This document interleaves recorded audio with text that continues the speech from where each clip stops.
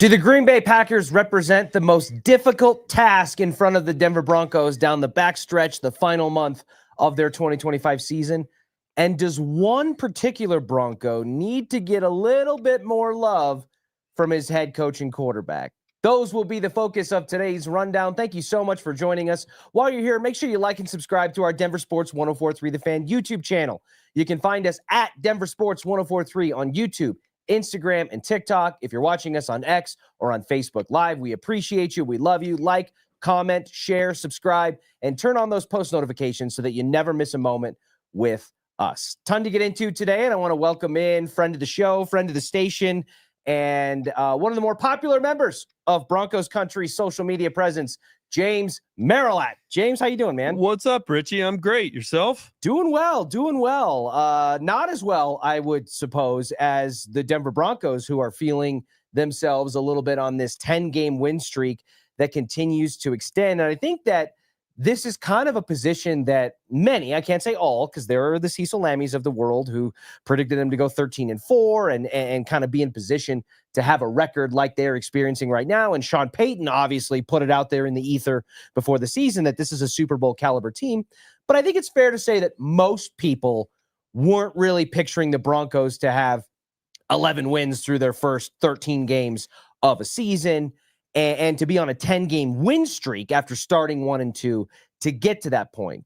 But the fact of the matter is, James, they are there, and it's starting to bring up the subject of the streak itself. Not so much the success of the Denver Broncos or where the record is they're standing, but the fact that they've strung together so many of these wins, many of which coming in very improbable and hard to replicate ways. The importance of the streak.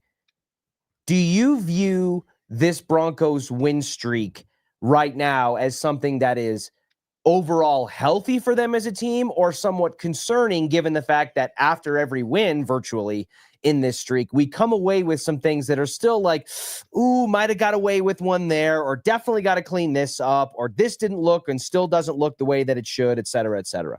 I don't look at it as a negative at all. I mean, mainly because it's not as though they're undefeated, right? Like that's a different kind of streak, because then you have the pressure of trying to keep it going and can you finish the job? Like, yeah, that's 10 games in a row, and that's awesome.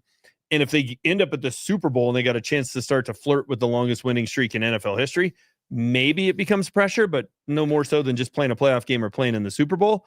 So I don't look at it as a negative. There is something to be said for you learn more from a loss than you do from a win. And when you sneak by, maybe you start to think, hey, we're just good enough that we don't have to fix these things. But I don't see that with this team. They're coming off what I think was their best all-around performance of the year. I know 24-17 doesn't look impressive against the Raiders, but they dominated that game. Yeah. They kicked the tar out of the Raiders. They were really good in all three phases. They had 3 long drives on offense. The defense held Vegas to 7 points until garbage time. They had a punt return on special teams. Like, they're playing better and better and better with each given week. So I don't look at it as a negative at all. All these people, the Will Petersons of the world, oh my God, we got to lose a game. Yep. Why? Yep, that's exactly where I was going to go with that, because our buddy Will Peterson wrote an article at denversports.com. We will get into that in the specifics of what he was perhaps suggesting with a very convenient caveat.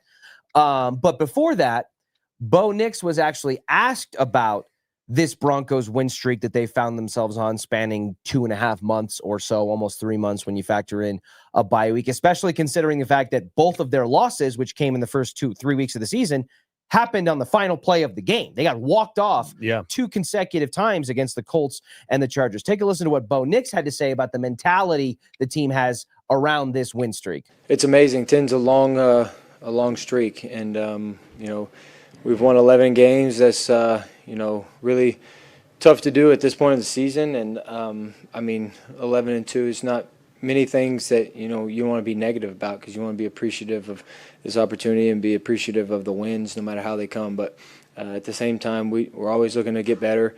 We know that we're not just going to continue to win games because we've won them in the past. We got to continue to get better, and it's just a streak like that. It's hard to do, I say it all the time. Even though we're now better than we were last year, we didn't want to stop at 11. Don't want to stop at 11. Bo Nix, as he often does, I think says a lot of the right things there. Hey, we don't want to be too negative about the fact that we have found ways to kind of win games and pull victory from the jaws of defeat. And we learn a lot as a team, yada, yada, yada. But acknowledging, hey, we need to get better. We need to improve. We don't want to just assume that the wins are going to keep coming our way. Which brings us to Will Peterson's column at denversports.com, where he essentially suggested that losing a game for the Broncos wouldn't necessarily be a bad thing, with a very specific caveat that has to come along with it. And Will used historical context as to previous Broncos teams that have gone on to have major regular season success and how it turned off for them in the postseason. The Broncos with Peyton Manning obviously had a significant win streak in 2012, rolled into the postseason, coming off a bye, looked a little bit stiff. The weather was obviously a factor there as well, and ultimately it ends in one of the biggest heartbreaking plays in Broncos history with the pass to Jacoby Jones over Raheem Moore's head that ended that season, that many of us, in hindsight, looking back, think probably would have ended with a Lombardi trophy because of how unstoppable they felt in that year.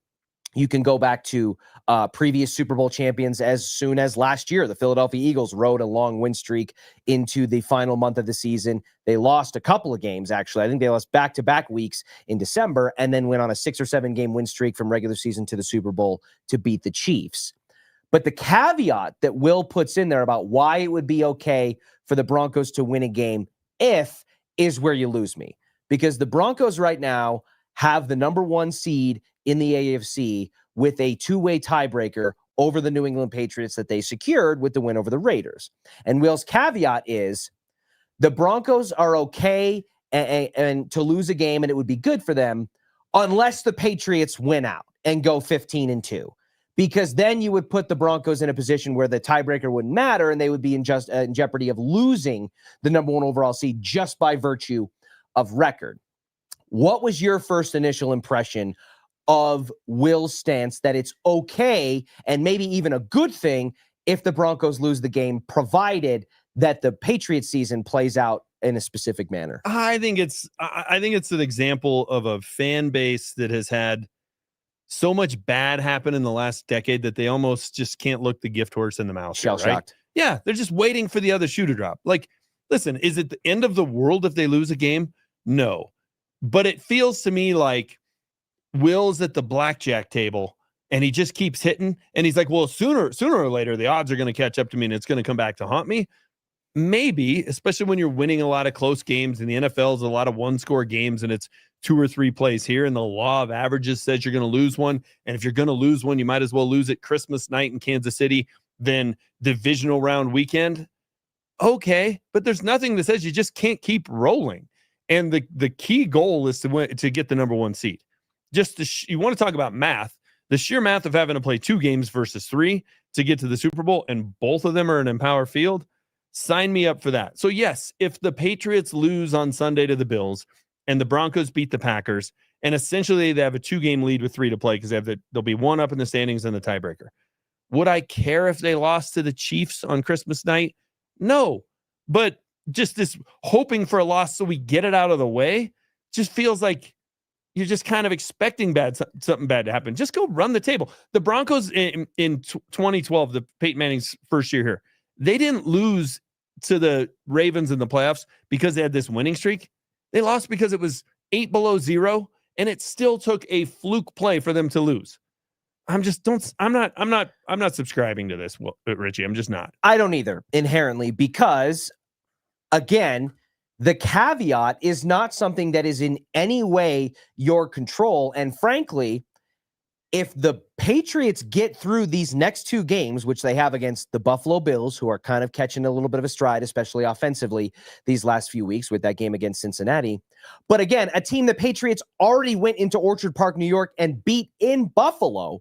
Now they have to play them in Foxborough with the positioning that they're in, clearly still in pursuit with a lot to play for to try to secure the number 1 seed for themselves. That's not a guaranteed loss. It may not be a guaranteed win, but it's not a guaranteed loss. Then they have to play the Ravens, who clearly just are not themselves right now, but still with Lamar Jackson, Derrick Henry, and the talent that they have on both sides of the football with the winning pedigree that they've established, at least in the regular season, because Lamar's been kind of a regular season darling at quarterback. That's not necessarily a guaranteed win either, but it's a team that I think you could point to plenty of metrics that say Drake May, who is an MVP front-running quarterback right now, can help lead a team to victory over. If they get over that hurdle, which coincides with the Broncos having to play the Packers and the Jaguars, the Patriots' schedule drops off a cliff in terms of difficulty there. So you can't ride this high-wire act and say, well, oh, it's okay, because let's say that the Patriots beat the Bills, which, again, they've already done, again this weekend, and the Broncos drop one against the Packers. Now, is it okay that the Broncos dropped a game because they've now brought themselves back into this neck-and-neck tiebreaker situation, and it puts even more pressure on Denver to have to win out because New England's chances of winning out continue to go up with each game because it gets easier and easier each week? You know when it's fine to lose a game is once you've clinched the number 1 seed. You're the Chiefs last year in Week 18. You start Carson Wentz, you get blown out, and it doesn't matter. Correct. And they still went to the Super Bowl. Prior to that, it's not fine. It's not excusable. And you shouldn't set yourself up to have that excuse. Like you want to be in this position where you're playing games in December that have everything on the line and you're vying for the ultimate prize. And you can't say, oh, I'm just afraid of this winning streak. I mean, it's just, I don't buy it. I don't buy it at all. Just keep rolling out there and winning. Listen, we're going to find out. There's all these naysayers out there that don't want to get on the bandwagon with me. That's fine, but we're going to find out in the next 4 weeks, really the next 7 or 8 weeks, right? Because it's 4 tough games for the Broncos, and then it's the playoffs. So you want to shut people up, you got a chance to shut people up, and it starts Sunday against the Packers.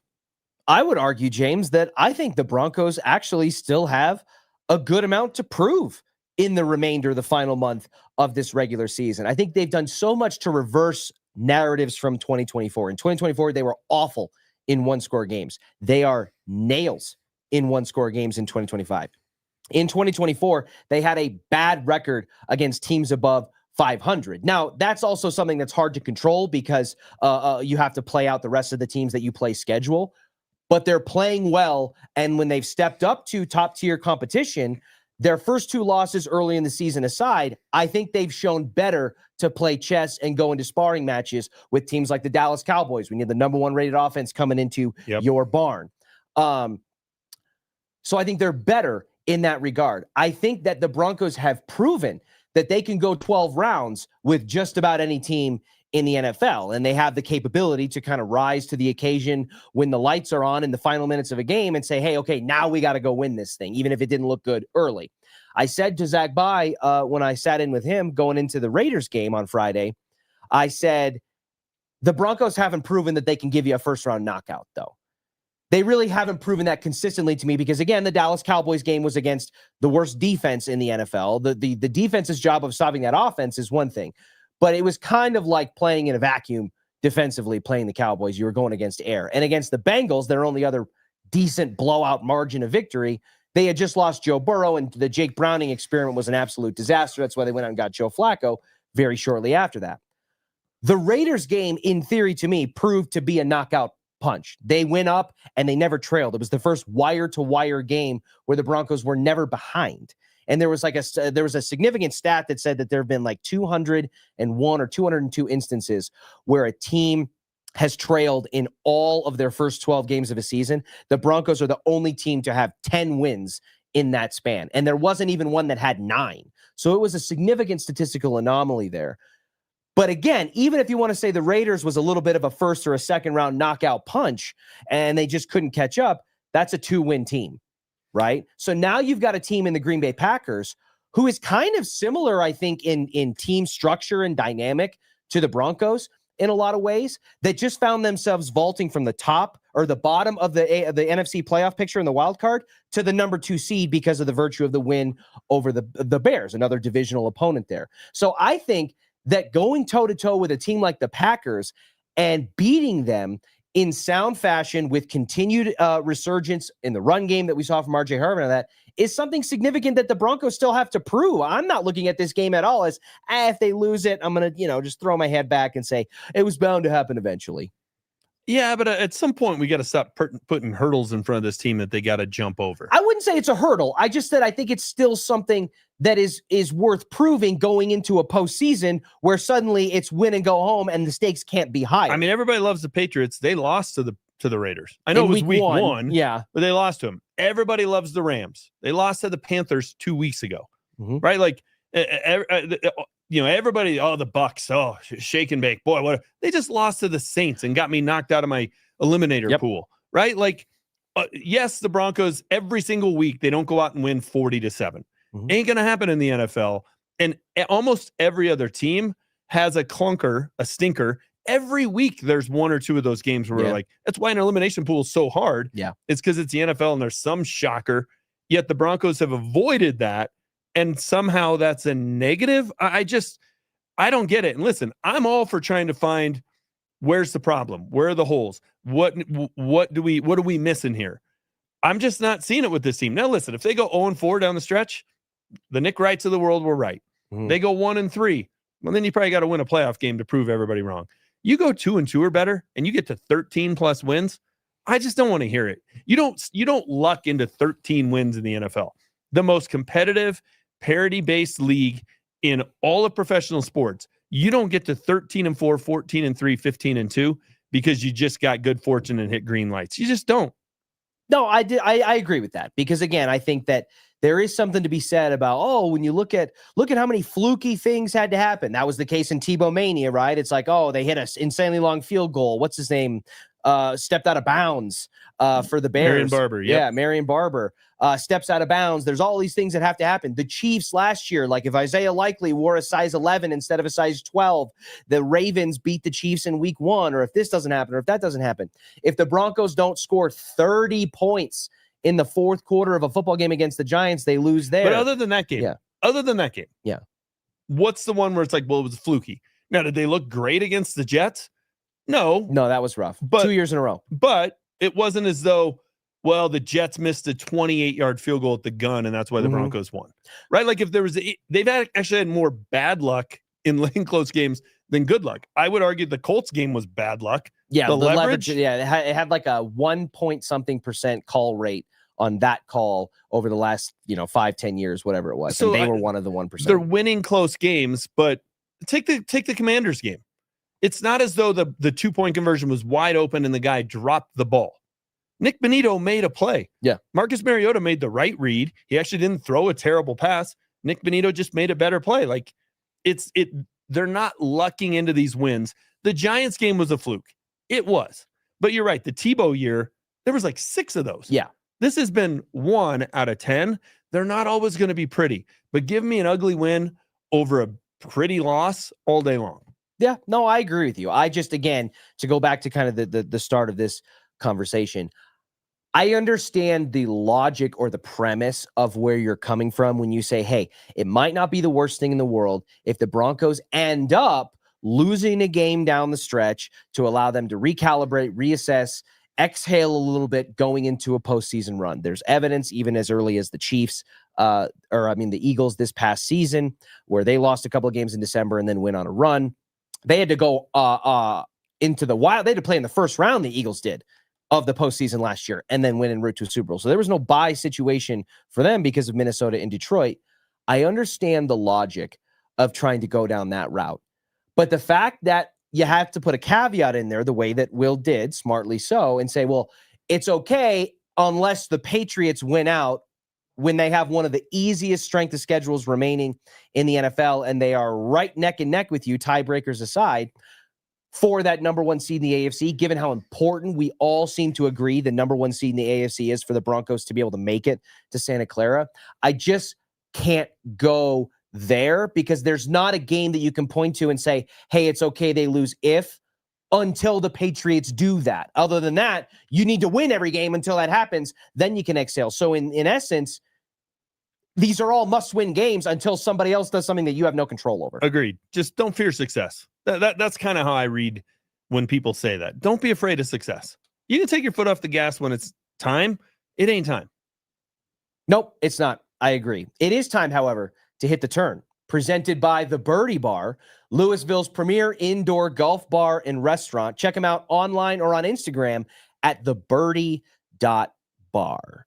James, somebody that we thought, especially if somebody had told us that they looked into a crystal ball and the Broncos were going to have a 10-game win streak, be 11-2 in sole possession of the number one seed in the AFC with tiebreakers in hand, I think many of us would have figured that one particular player on offense would have had a bigger hand and role in that than it seems, especially on paper, that they have in 2025. And that player that I'm referencing is Marvin Mims, right? He was Sean Payton and George Payton's very first draft pick as a married couple together. And that was one of the years where they didn't have a first-round pick because of the Russell Wilson deal. And so Marvin Mims being a second-round pick there. I believe Greg Dulcich was the pick after Marvin Mims in the end of the third round. But Marvin Mims has kind of evolved into this fascinating case study where he possesses explosive playmaking ability. He has take the top off of a defense speed. It's helped him vault himself into a perennial all-pro special teams player as a return man, both in kick returns and in punt returns. And we saw on the back half of last season the impact that he can make as a receiver. He had a couple of tantalizing touchdowns against the Cincinnati Bengals. He had the take the top off touchdown against the Cleveland Browns. Bo Nix's, I believe, longest play of his rookie season. And I think all of that mashed together had us rolling over into 2025 saying, hey, this is going to be a leap year, I think, for Marvin Mims. The morsel that we got in 2024, we're going to get a full slice in 2025. And this is your wide receiver, too, opposite Cortland Sutton, unless a Troy Franklin or a somebody kind of takes it from them. And it just really hasn't panned out that way, James. He's got 25 catches on 35 targets for less than 250 yards, 247 yards and a touchdown through 13 games played out of 17. Does that surprise you at all that his stat line looks that way, given the momentum going into the season? A little bit. And I actually thought, and I remember being on with the morning show and, it's during training camp of, hey, who do you think's going to be the number 2 receiver? And to me, being down at camp, I thought Marvin Mims looked the part. I thought he was the one that was stepping up. But at some point, we got to just recognize the pattern. Right after his rookie year, Sean Payton in his end of the season press conference says, hey, that's on us. That's on the coaches for not recognizing Marvin Mims, getting him more involved. We're going to get that rectified.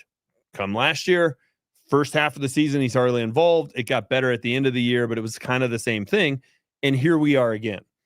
I think to some extent, he's a modern day version of Rick Upchurch. Rick Upchurch is on the Ring of Fame because he was a great punt returner, decent kick returner, but primarily a great punt returner. He was a pretty good receiver, but he wasn't Steve Watson. He wasn't Haven Moses. He wasn't the guys that put up big numbers year after year after year. He was kind of a gimmicky trick, kind of a gadget player. I think at some point, that's what Marvin Mims is. Sean Payton, for all the criticism I've had of him, he's not stupid. If there was a way to get Marvin Mims more involved with the offense on a game in, game out basis, and it wasn't just something you had to scheme up, he could just be involved based on, hey, he's out there on every play. He's playing the number 2. He's opposite Cortland. He runs good routes. He gets open, and Bo's going to throw him the ball. They would do it. You can only gimmick up stuff so much and design stuff up so much for a guy. It's 1 or 2 plays a game. And you look at those numbers, 25 catches.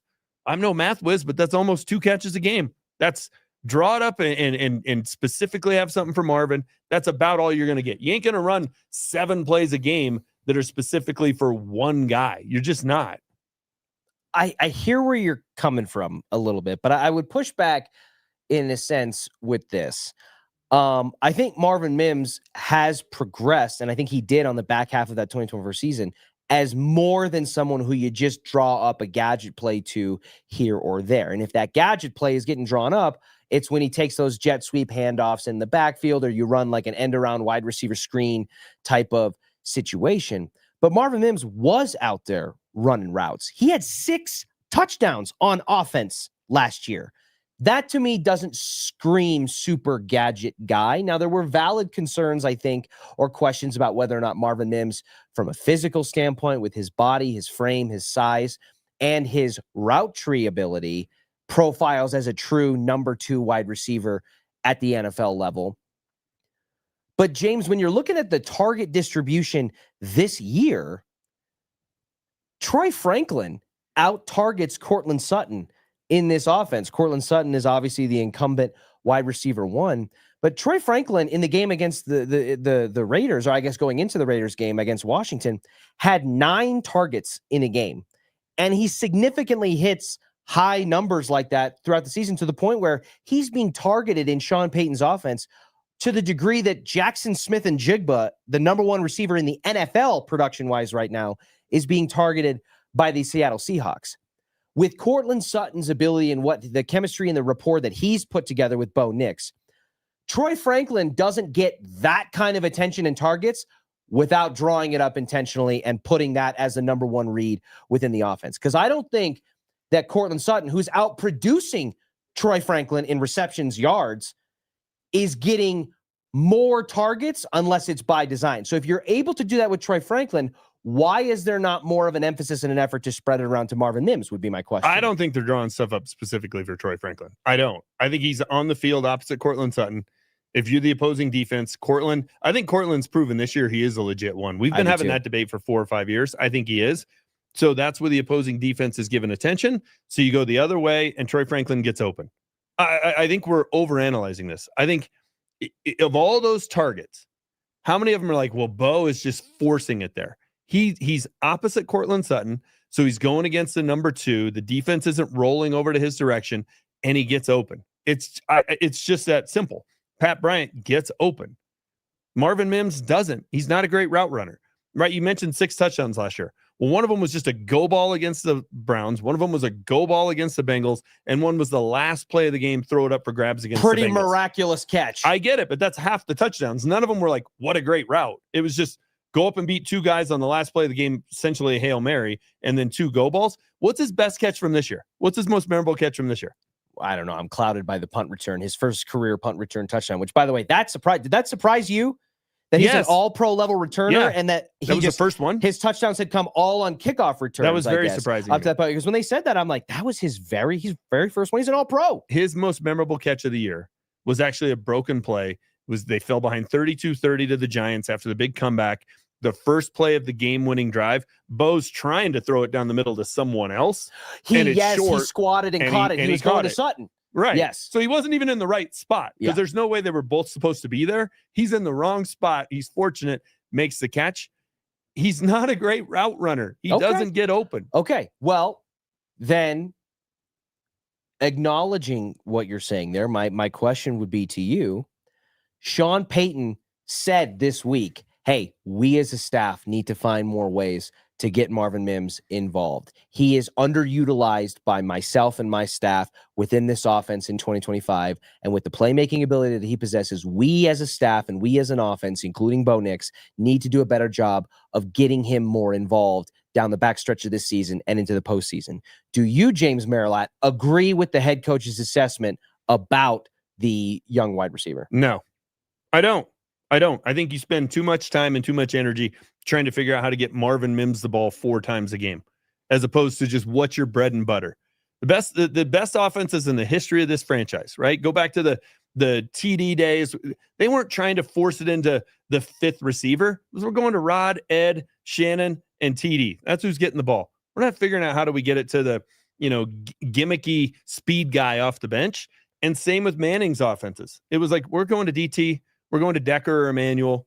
We're going to Stoke or Wes. I mean, it wasn't, who's this? We got this really quick guy that Jordan Norwood. When we get the ball in his hands, Jordan Norwood's dangerous. He is. Cody Latimer. But what are we doing here? No, go work on your bread and butter, right? This offense still needs some work. Go work on your bread and butter, what you are. Make sure you're great at that, as opposed to worried about the stuff on the side. Like the turkey needs to be worked on. Let's not worried about. They're not even worried about the stuffing or the potatoes or something else. They're worried about the random side casserole that everybody's ignoring. Give me a break. Whew. Well, I don't know if that's the best situation or the best lens that the Broncos would want to view themselves through. Is that a 2nd round pick? Again, Sean Payton's first collaborative draft pick as the head coach of the Broncos, who's an all-pro caliber player on special teams for you and plays wide receiver, not only is he not on the turkey portion of your offense, he's not the stuffing or the mashed potatoes. He ain't. He is the ambrosia salad. Correct. That everyone is kind of nudging away further and further toward the edge of the You'd counter. like it to be great, but if it's not, it doesn't ruin Thanksgiving. I want to bring up to you, and given your past, track record of opinions about this particular person, I can have a guess as to where your answer might go. But the poll question this week, as the Broncos are the number one team in the AFC and are riding a double-digit win streak going into the final month of the season, should Sean Payton be in greater consideration for NFL Coach of the Year this season, considering he's sitting outside the top 5 now when you're looking at odds-wise? I think as of yesterday, he was right in that like 60-1 range with the likes of Liam Cohen, Mike Vrabel, the head coach of the Seahawks, McDonald, and several others in front of him. Do you think what Sean Payton has done, now this is a year award, so it's not a lifetime achievement award, but given where the Broncos have come off of going into the 2024 season, the way that it ended, and then turning it another notch to reach the heights that they have thus far through 14 weeks of an NFL season, should Sean Payton be in more consideration come year's end for Coach of the Year? No. And listen, if he won it, he would be a deserving winner. I'm not saying he hasn't done a great job, but he's in the 3rd year of his program.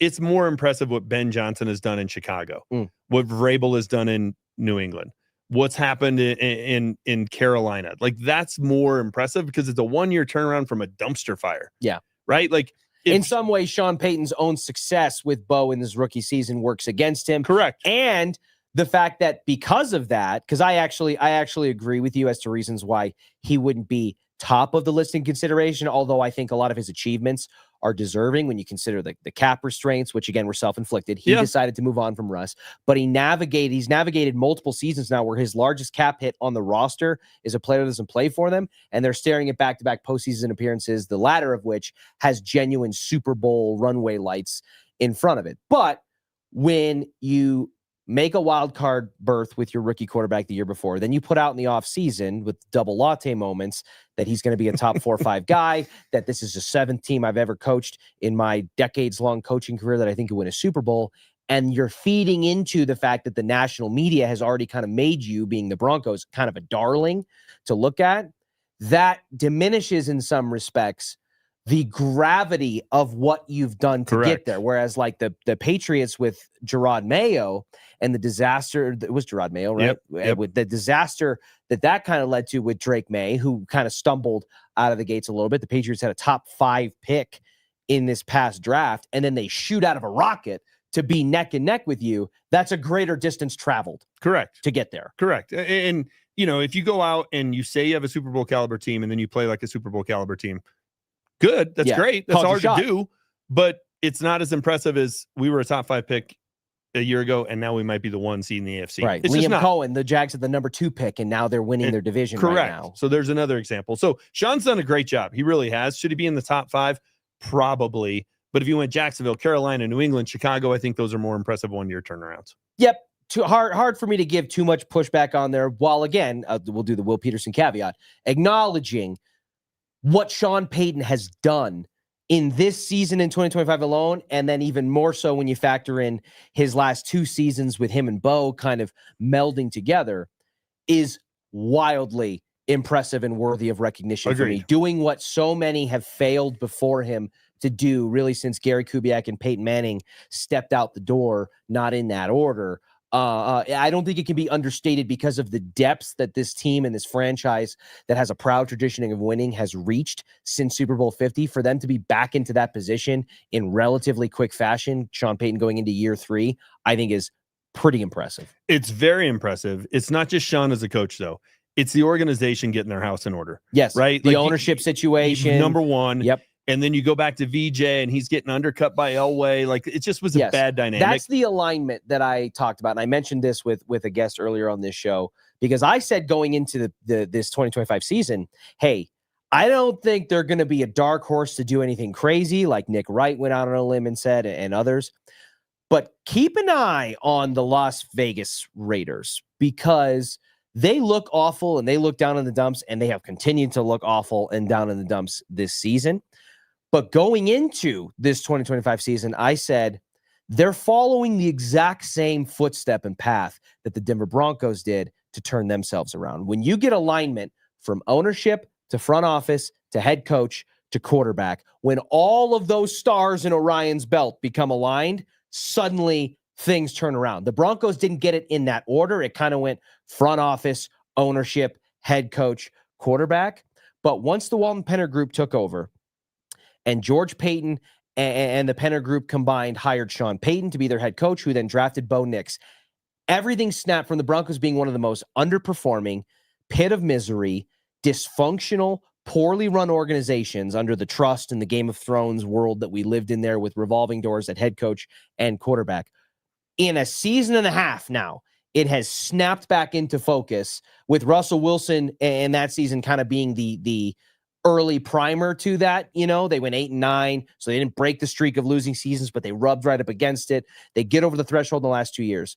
Well, the Raiders, Mark Davis bringing in Tom Brady as a minority owner who was going to have significant say in the front office structure. He brings in several former Patriots people that he worked with in New England. They bring in a Super Bowl winning veteran head coach like Pete Carroll, who immediately goes and brings in his quarterback that he was comfortable winning with and moved on from Russ with in Geno Smith. I said, hey, it hasn't turned out the same way, but before the season, I'm like, this is the formula.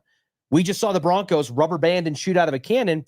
So I think that you're right. It's not all on Sean Payton, because having the richest ownership group in the NFL, one of the richest in professional sports, and on top of that, an ownership group that is so intently focused on the people and the why and the cultural aspect of that process, that helps foster a lot of things too, to where when the Broncos are getting those like athletic report card grades or whatever it is, or ESPN's like anonymous report card grades, they're showing up A's across the board. Yeah. And it's not just the coaching staff. No, but I think Vegas though has a couple of big differences. Number one, they got to get Geno's awful. He's terrible. You got to move on from him. Boy, how different would things look in Vegas right now if they drafted Shedeur Sanders? May not be different record-wise. I'm not going to go that far, but you would be looking at but the runway would be longer. The trajectory, the potential for hope. Bowers and Shedeur and this veteran coach with the young quarterback. He's rejuvenated. Here's the other thing that Sean deserves credit for. That first year, they lost 70-20 in Miami, and he didn't bail on VJ. No. Pete Carroll's already fired his special teams coordinator and his offensive coordinator. After making his offensive coordinator, or the Raiders, I should say, making the Chip Kelly the highest paid offensive coordinator in football. That to me, that's lack of stability. You don't believe in what you're doing. You're reactionary versus you're being reactive instead of proactive. Sean Payton wasn't. He deserves a ton of credit for that. Yeah. It's funny, too, because there's a little bit of a parallel in closing here with Sean Payton and Pete Carroll. Remember, Sean Payton famously said during the Russell Wilson year, I think it was, hey, the next season where I only win 7 games will be the first, right? When people were kind of clapping back at the record, he got at it with our boy Troy Rank by, hey, that's not my hump. You know what I mean? Whatever you guys inherited over, that's not my hump to have to carry to get over, right? Pete Carroll kind of came in and said, hey, all I've ever done is win. You know what I mean? I'm not, and now he's in kind of unfamiliar territory. Now, Sean Payton was able to, his down season was 8-9, and then they kind of launched right back into it. There's a question whether or not, in my mind, whether or not Pete Carroll's like, at 70, what is he, 78, 79 years old, is around for a rebuild process that the Raiders clearly need. Whereas Sean Payton, he is hell-bent and determined on taking the lemon that was the Denver Broncos and turning it into a team that's going to allow him to become the first head coach to win a Super Bowl with 2 different teams and cement himself, even from an egotistical standpoint, as that dude. Sean still comes across like he's that guy as a head coach. You got to be an alpha. You got to be all those things. Some of the things that kind of rub people the wrong way. Like, you kind of got to be that. Pete's not that guy. Pete looked like a deer in the headlights on Sunday on the sidelines. It's sad to see. He's been a great coach. He was great with the Seahawks, obviously, and great at USC, but the ship has sailed. He needs to go back to being a professor. Yep. I don't disagree with you, and I think we could see some changes in that regard in Vegas as soon as this coming up season. Hey, on the way out, want to make a mention of a pretty special cause that we've got going on here. Not necessarily with us at Denver Sports 105 but at our sister station, 98.5 KYGO. Today is their St. Jude Children's Hospital Radiothon, where they are collecting donations and opportunities to become a partner in hope. They have helped raise millions That is not an understatement. Millions of dollars for St. Jude research, and we all know how valuable that can be. You can scan the QR code on your screen there or call 1-800-363-5334. You can also text KYGO to that number there on your screen to help donate. Every dollar counts. Become a partner in hope. James and I have it on our t-shirts here, as we have both in the past become partners in hope ourselves. And we just love everything that they are doing down the hall from us. We support them fully, and we hope that you, our wonderful audience here at Denver Sports 104.3 The Fan, if you are able to and feel so inclined, to jump in on it with us. Shout out to 98.5 KYGO. Shout out to St. Jude for all the wonderful work that they do, and we are proud to stand alongside them as partners. Thank you all so much for joining us. James, pleasure to have you in. As always, to the rest of you out there, have a wonderful rest of your Hump Day Wednesday afternoon. We will catch you tomorrow at noon for the next rundown. I do what I love what I do. Second nature to put in the work.